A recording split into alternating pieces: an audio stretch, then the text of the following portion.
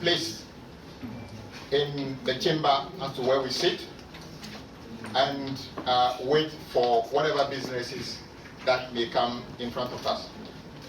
Our advice to our colleagues in the minority NDC is to try and prioritize business that is in the interest of the people of this country, and they shall find favor and cooperation with us in trying to deal with those businesses. We can assure them that as long as the business is in the interest of improving the lot of Ghanaians, they can count on the majority NDC caucus in Parliament to support those initiatives to pass those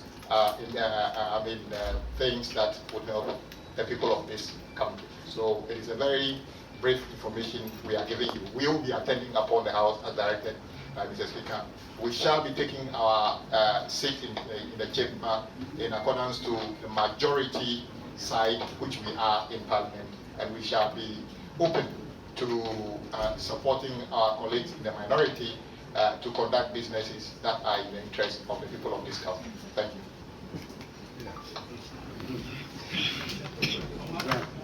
Leader, yes, my name is Ibrahim Alansan. I work with this one TV side.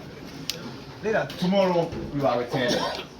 You've well indicated that you will occupy the right-hand side of the speaker, just as you did before the meeting was suspended. I'm aware that from today, we are 31 days away from December 7th.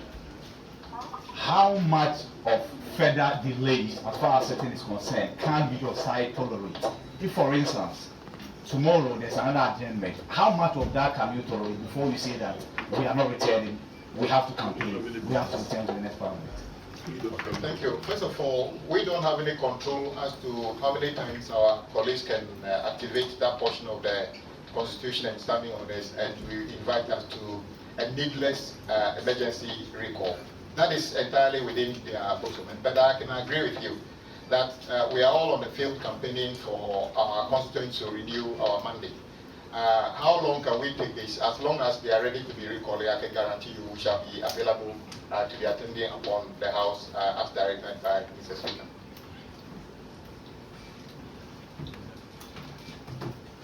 Thank you, Leader. My name is Simon. I would like to find out from you, after the Speaker's ruling, you declare your side as the majority and you propose to come and try to build laws or certain bills or levies that was imposed on Ghanaians by this government. Are we seeing the steps being taken tomorrow as you still insist that you are the majority side? Yeah, well, as you rightly said, the House was adjourned because we didn't have, as Mr. Speaker directed, we didn't have the numbers that could take decisions. So even if we decided to repeal e-levy on that day, we didn't have the numbers to be able to do that. But the most important thing is that tomorrow we shall attend upon the House, and whatever business is scheduled, we will be there to do that business. Whether it's a repeal of anything or any bill that comes, we shall be there to do business. Any more? My name is Noble. I work with TV3. I work with TV3. My question is this: so this desire that the NDC caucus has had for a very long time, since 2020, that they were the majority in Parliament. Now you are the majority in Parliament. What do you say to those who say that, or who think that you want to be majority to frustrate government business? Is there any commitment from your side that you will support government business tomorrow henceforth? Well, the record in the House suggests that for a very long period of time, if you check the numbers of colleagues in the House, at any time that a bill or something is tabled, it is more likely to see the NDC members in a higher number than the NPP. So the record is that we have actually supported government business, and Mr. Speaker's press conference here is a vindication of that. That we have actually cooperated with the NPP side on many things, whether they are loans, there are bills. I have here the chairman of the Environment Committee. You attest that if you follow that bill, members of the NDC were more interested and have been available in crafting that bill. It's at the third reading now. So there's no evidence that the NDC actually frustrates anything. What we would not tolerate is any bill that is intended to deepen the hardship on the people of this country. I think the Constitution and the people of this country do not expect that we should actually support any bill that will make life even more difficult for them. So as long as the bill is in the interest of improving the lot of Ghanaians, you can count on us to be in support of that.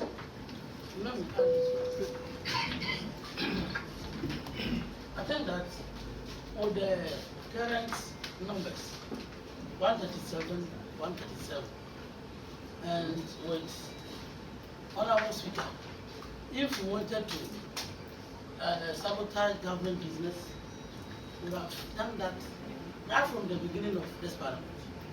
But we had the capacity to do that, even to support them to approve ministers. We could have done that. But we will know that we are here to serve Ghanaians. And that is why most of the time we compromise and then make sure that government business goes through. So it's not today that God has given us the opportunity to become a majority that we will use it against government. All we are always saying is that if they bring businesses that would benefit Ghanaians, we are ready to support them. And we are not going to use our majority to further burden Ghanaians. So that's what we are saying.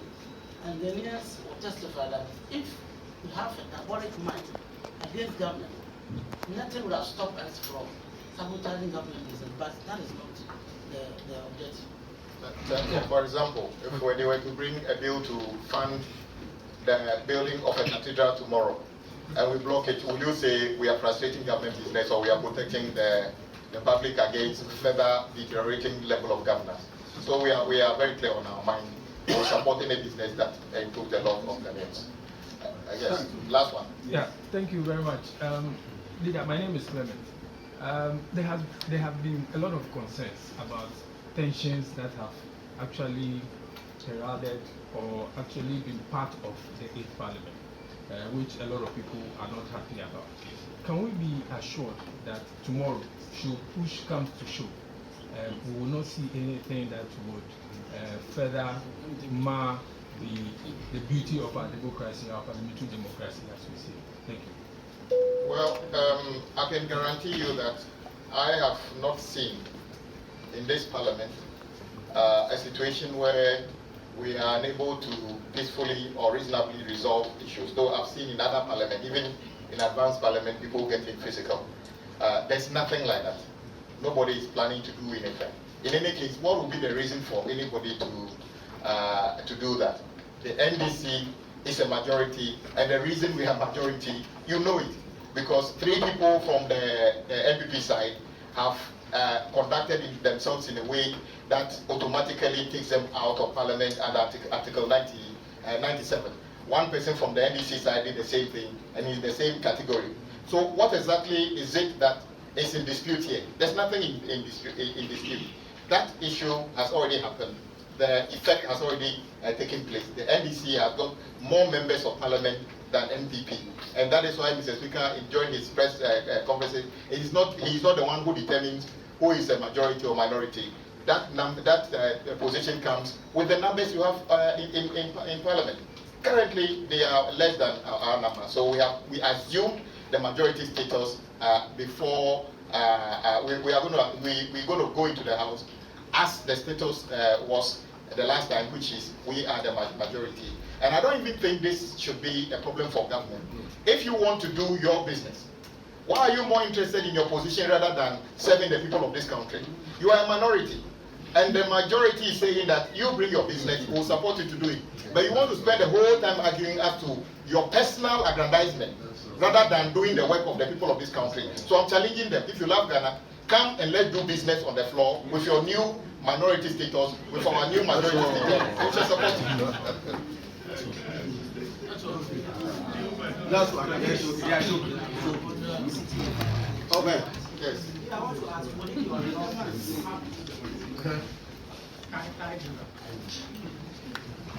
My name is Jairo, and I work for City FM and Channel 1 TV.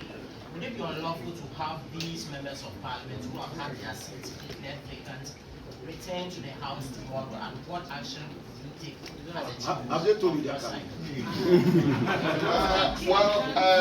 I would say that our colleagues, to be honest, our colleagues knew the journey they have traversed so far.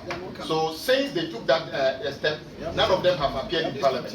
I will be surprised if they come. If they come, they should know. They will know that they are in breach of that particular portion of the Constitution. But when we get to that breach, we shall cross it. Leader, respectfully, I just want to refer to you that even the MPP Constitution, it says that when you support an independent candidate or some other, you have automatically, and the word is automatic, you have automatically forfeited your membership. So it's clear. Okay. And in any case, they themselves, they are not counted. Thank you very much. My name is I work for Adum TV and Adum. Clearly, After this, the last one.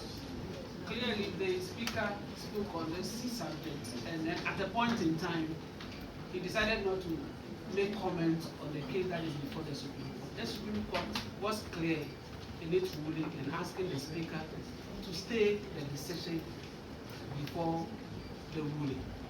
And you're saying that you are going to occupy your rightful place as the majority. Won't this action tomorrow amount to contempt of? Well, first of all, it is not the Supreme Court that determines the numbers in Parliament. The numbers are determined by the number of members of Parliament that Ghanaians have voted to come to Parliament. The Constitution of Ghana is bigger than the Supreme Court, the President, and Parliament. The Constitution says when you take certain actions in contravention of Article 71 and 97(1), you have lost your seat or your membership of Parliament. I am not entirely sure what is in dispute here, and as I said, we are not here to interpret or to do anything about whatever the Supreme Court said or did not say. I am aware that the NDC majority caucus in Parliament has more members than the NPP, and that is what we are working with. As for whatever is in court, the caucuses are not in court on any condition, and Mr. Speaker has already told you. Mr. Speaker doesn't show us where to sit in the chamber. It is we sit in the chamber based on our numbers. So I think if the court issues to the people who are interested in the court issues, let's work in Parliament. And I don't foresee, and I dread a day where I will have to do my work as a member of Parliament because somebody at a court decide how I conduct myself as a member of Parliament in this Parliament. That would have been worse than being a Parliament of a country I don't want to mention. But I believe the Supreme Court is guided by the fact that Parliament of Ghana, representatives of the people, actually is in business. Parliament is not shut down. That is why we are actually going to go to the chamber tomorrow. So those who have fears of Parliament not working or Parliament has been suspended or anything, it's not true. We regularly come and we regularly go on adjournment. We went on adjournment, we are back again. Whatever will happen tomorrow will happen, but the Parliament of Ghana must remain supreme as the symbol of democracy. The symbol of democracy in every country is not the existence of the Supreme Court, because there are courts in Saudi Arabia. Not the existence of the executive, because we have executive in Saudi Arabia. The symbol of democracy, or the health of democracy in every country, is the health of Parliament. And we will not toy with the health of the Parliament of Ghana, because that is what sustains the democracy. We are all going to be a democracy that is sustainable and mature. Thank you. George AC from Ghana Web. Still on the Supreme Court, the Speaker in his address today alluded to a seeming coalition between the executive and the judiciary to undermine the authority of Parliament. Is it an assertion that you share in? What would be the justification for such an assertion? Well, Mr. Speaker has made his point. I have no business interpreting. I don't want to become a kind of a mini Supreme Court in myself, trying to interpret what the Speaker has said. He said it in a very clear language, and I would like it to remain as such. Yeah, but just to emphasize, the only person who gives directions to members of parliament is Mr. Speaker. They don't listen to anybody outside. Okay.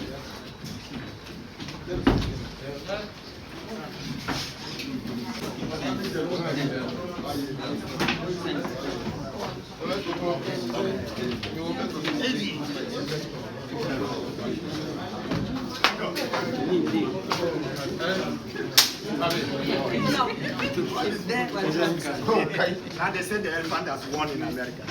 So this dead elephant in Ghana.